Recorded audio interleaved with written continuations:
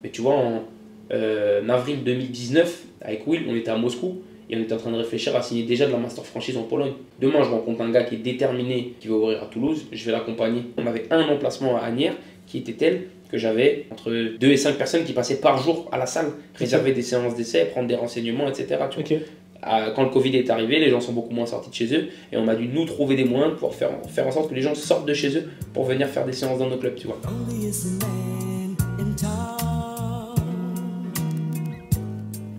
Ok, donc là les 4 salles, elles sont en Ile-de-France, sur Paris. C'est ça, il y en a une à Paris et 3 en banlieue parisienne dans le 92. Asnières, Clichy, La Défense. Ok, est-ce que tu as d'autres salles là actuellement qui sont en cours d'ouverture, en cours de travaux? Là on en est en cours, Okay. donc là pour le moment on va pas communiquer encore dessus, Okay. mais on est en train de travailler sur des ouvertures et l'idée, comme je te disais, ça va être de petit à petit aller chercher en dehors de Paris, parce que Paris c'est bien, et la densité et la superficie, par rapport à la superficie des clubs, elle est terrible, mais au bout d'un moment, l'idée c'est de pouvoir aussi exporter la salle du temps en dehors de Paris. On a un certain savoir-faire, qu'on a pu éprouver à travers maintenant des milliers de clients, et l'idée c'est aussi de pouvoir faire en sorte que ce savoir-faire, on puisse l'exporter pour aller essayer d'apporter nos petits 2 centimes, notre petite valeur ajoutée en dehors de l'Île-de-France. Pourquoi vous avez choisi de concentrer en premier lieu les ouvertures sur la région Île-de-France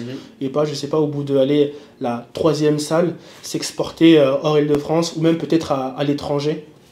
Nous, on a un business de bonne personne. C'est-à-dire qu'à partir du moment où j'ai le bon franchisé qui a les compétences nécessaires pour ouvrir une salle, en fonction de là où il va ouvrir, on va pouvoir faire. Demain, je rencontre un gars qui est déterminé, qui va ouvrir à Toulouse, je vais l'accompagner.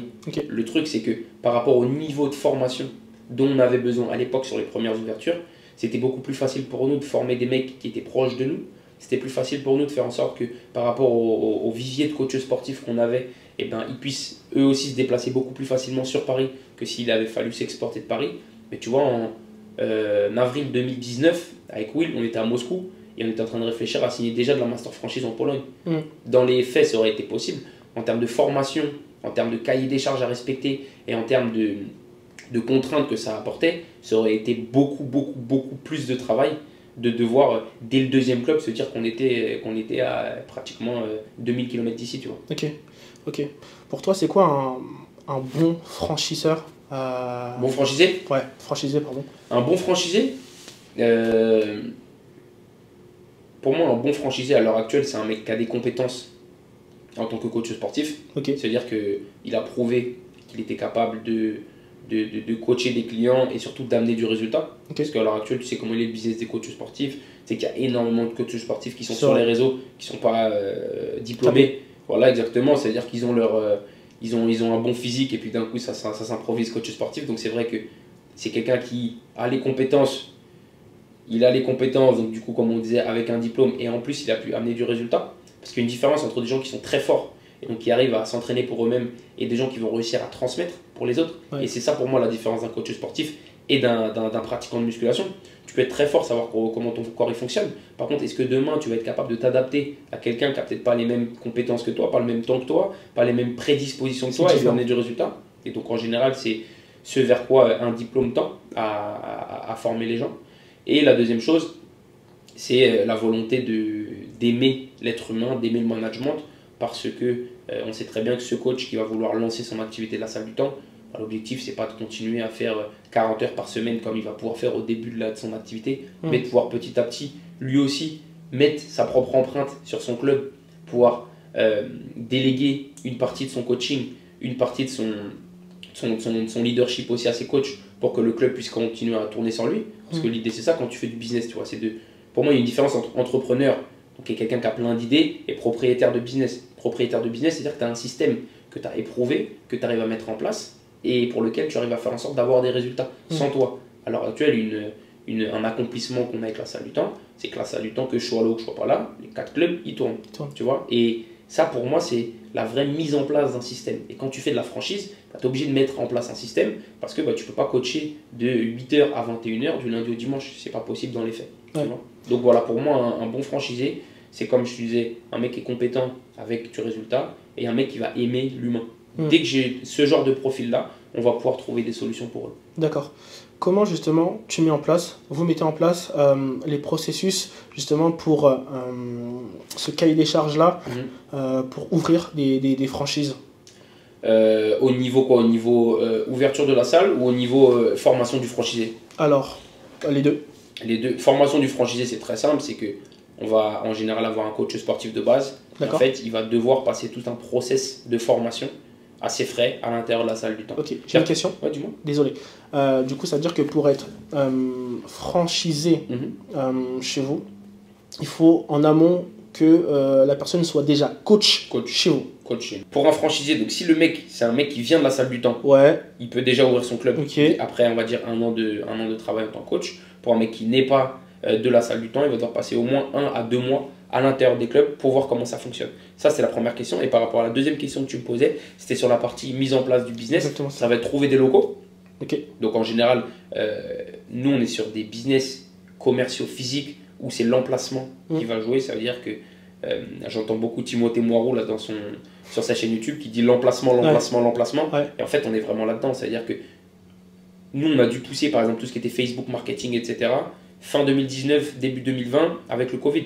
Okay. Avant, on avait des emplacements, on avait un emplacement à Asnières qui était tel que j'avais honnêtement entre 2 et 5 personnes qui passaient par jour à la salle, réserver des séances d'essai, prendre des renseignements, etc. Tu vois. Quand le Covid est arrivé, les gens sont beaucoup moins sortis de chez eux et on a dû nous trouver des moyens pour faire en sorte que les gens sortent de chez eux pour venir faire des séances dans nos clubs. Tu vois. Donc l'emplacement, c'est toujours quelque chose de clé. La deuxième chose, ça va aller trouver un financement bancaire. Ouais. Nous, en général, on est sur des montants, en gros, entre 100 et 150 000 euros d'investissement. Donc, tu vois, le franchisé, il faut qu'il arrive avec minimum, on va dire 20 à 25% de la somme pour qu'il soit tranquille.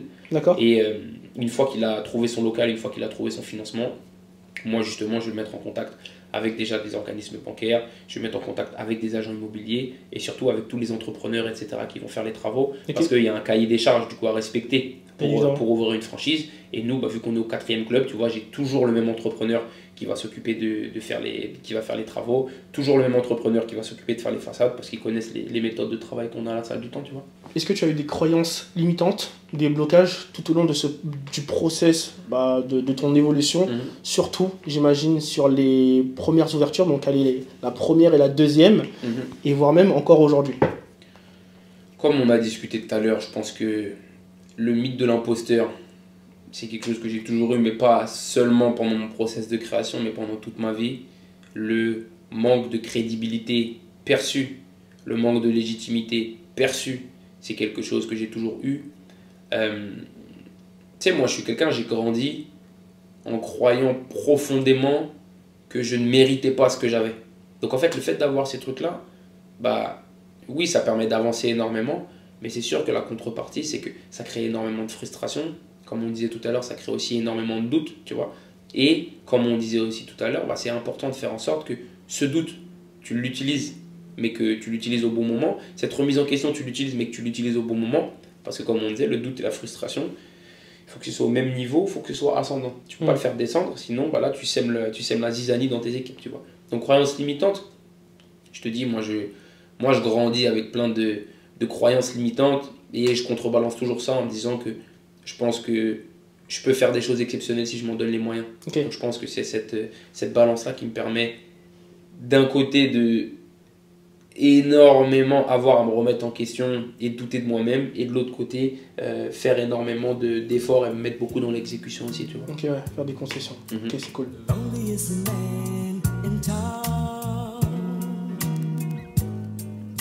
My heart is in